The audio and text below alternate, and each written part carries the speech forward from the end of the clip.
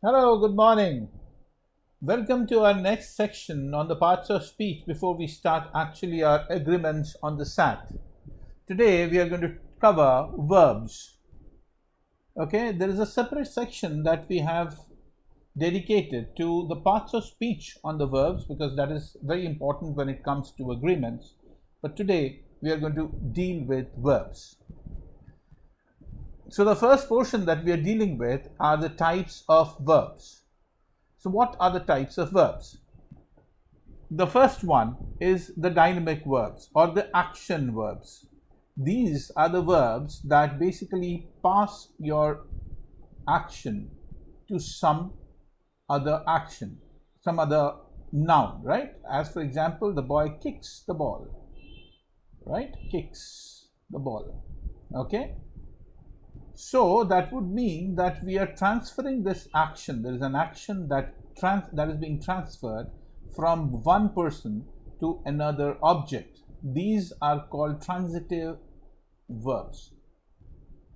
There are certain intransitive verbs also, and then there are verbs which are the state of being verbs, or verbs that don't generally transfer from one person or an object to another object. These are the state of being verbs, and these are basically called stative verbs.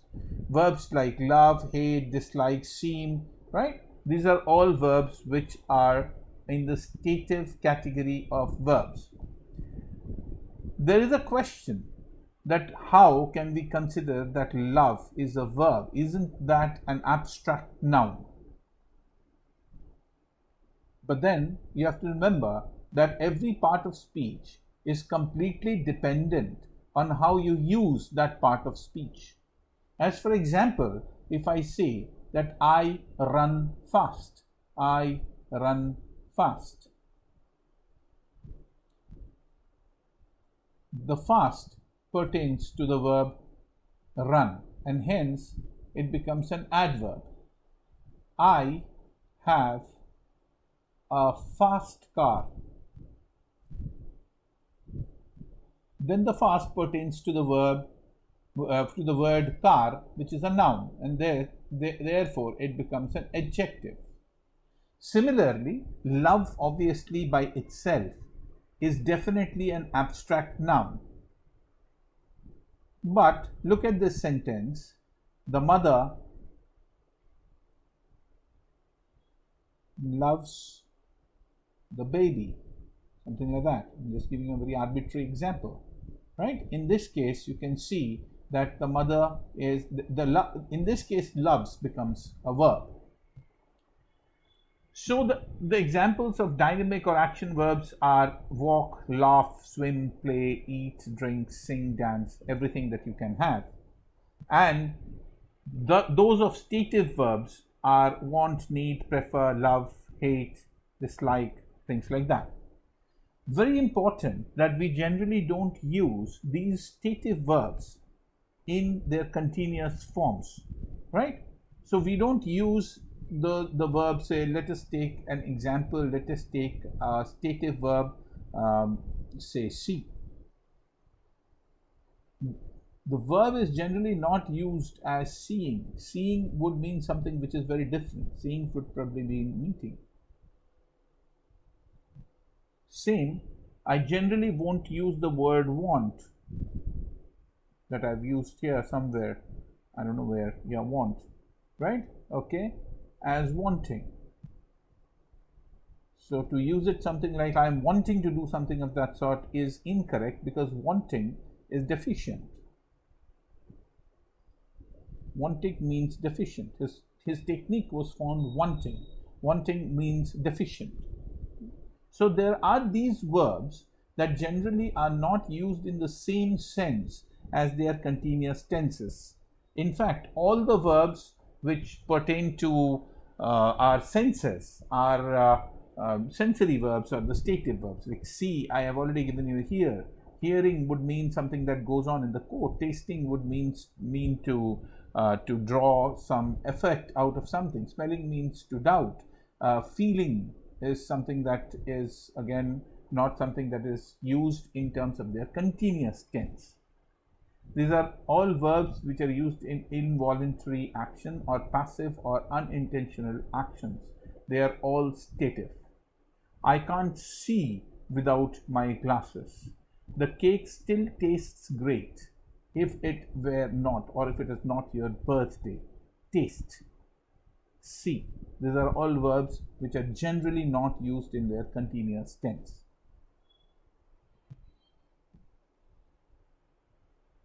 The types of verbs. 1. The auxiliary verb. We have already discussed this when we were discussing the lecture on the parts of speech, wherein we have got some helping or the auxiliary verbs. They are called auxiliary verbs. And then you have got the modal auxiliary verbs. The main difference between the auxiliary verbs and the modal auxiliary verbs is that there is a percentage. There is a percentage of uncertainty when you use the modal auxiliary verbs. So verbs like can, may, could, should, would, must, ought, and might are all a part of the modal auxiliary verbs, wherein there is uncertainty whether this 100% would happen or not. While when we consider the auxiliary verbs, they are 100% sure. So I will go to London tomorrow. Right? This will is nothing but an auxiliary verb, and I might, everything remains the same, is a modal auxiliary verb. Then we come to the verb forms. Basically, verbs have got three forms. One, the root, which is the verb itself. Then the simple past and the past participle. It is very important for us to differentiate between the simple past and the past participle. This is also called the past tense, and this is called the past participle, right? There is another part of, and there is another form wherein it is the present participle, but because we don't change the form anytime for present participle, and a present participle is always formed by using the ing after the verb. Therefore, we don't need to discuss too much about the present participle form. But it is very important for us to differentiate between the past tense and the past participle, because every time we use the past tense and past participle, it is for a different purpose altogether. There are mostly 99% or 90% of the verbs would have their past tense equal to the past participle.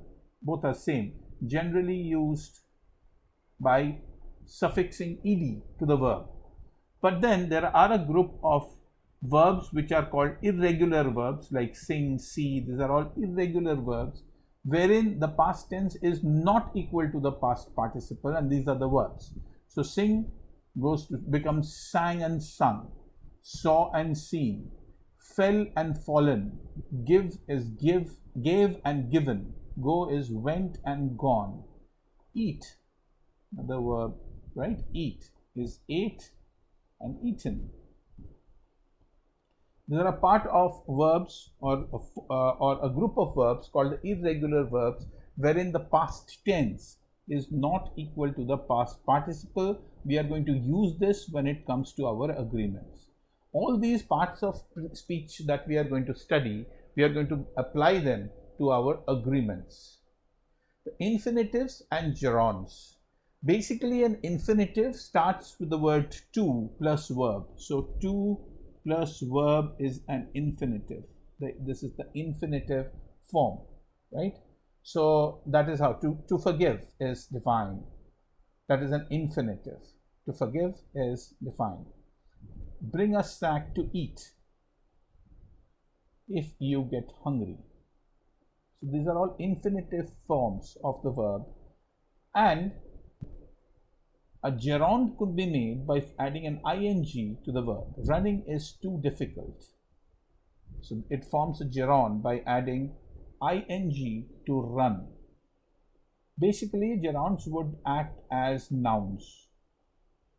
Running is a good exercise. So name of an exercise is running, swimming, similarly. So run plus ing would form a gerund, while a to plus verb would form an infinitive. These were the various properties of a verb that we might use or encounter when it comes to agreement for the SAT. Stay tuned. The next one would be the most important and most challenging section of all, called the verb tenses. 100% we are going to use verb tenses when it comes to agreements.